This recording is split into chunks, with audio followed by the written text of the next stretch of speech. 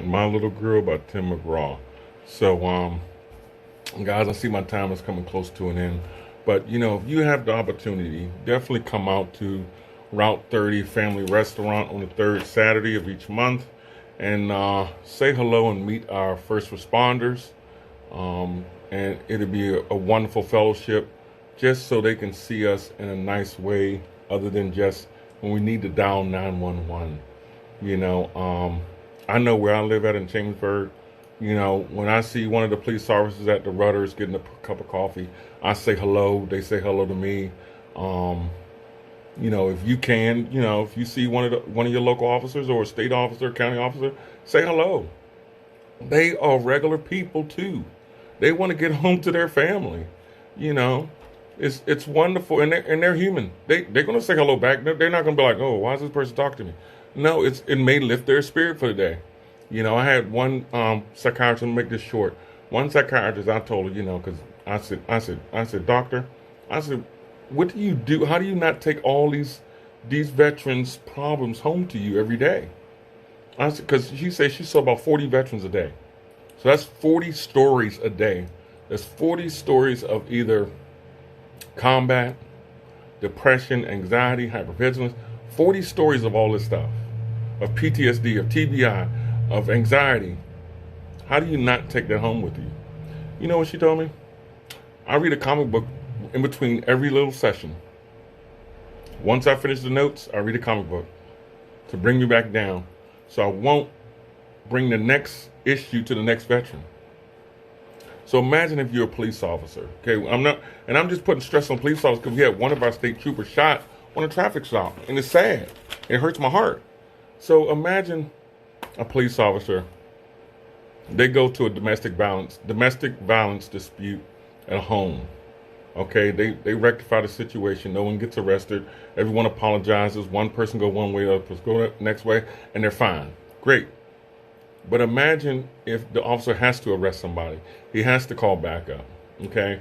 So then, after he goes and take the people to whatever they take them to, back to the station or to the detaining center, I don't know what the process is, okay?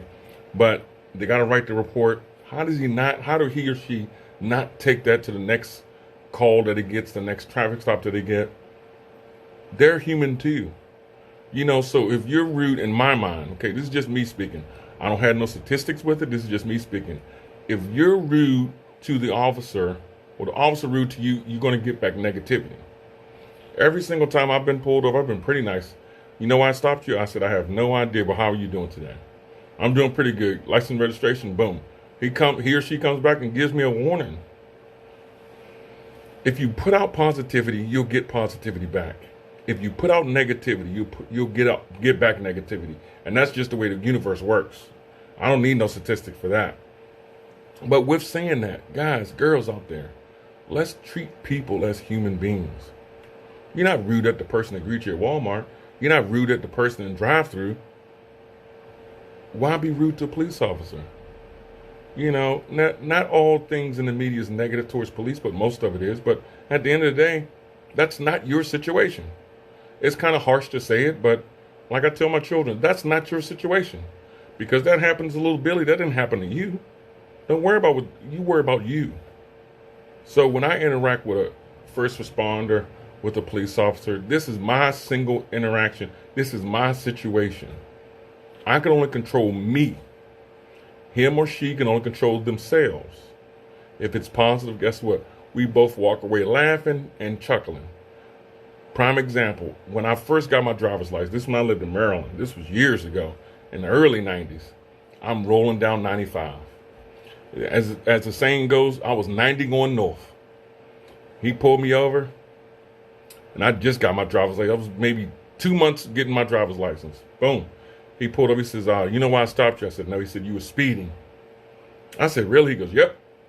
He said, you was doing 85 and a 55. So my dumb behind said, well, officer, he was speeding too. So he chuckled. He says, young man, have you ever been fishing? I said, yeah, my granddad took me fishing all the time. He said, do you catch them all? I said, no. He said, but I got you. And I laughed and he laughed. I still got the ticket, but we both walked away laughing. And at the end of the day, you can't dispute that. At the end of, hey, you don't catch them all, but I got you. I laughed. I gave him my stuff, and I signed the ticket, paid for it. Went to court for it, and they dropped it, whatever. But at the end of the day, it's still funny.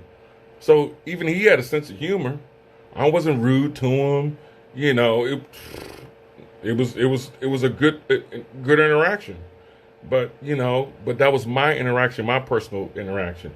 That wasn't someone else, Billy, Johnny, Bob, nobody. It was mine. So with saying that, for all the ones that's lost someone, whether you're military, first responder, EMT, police, this song is for you.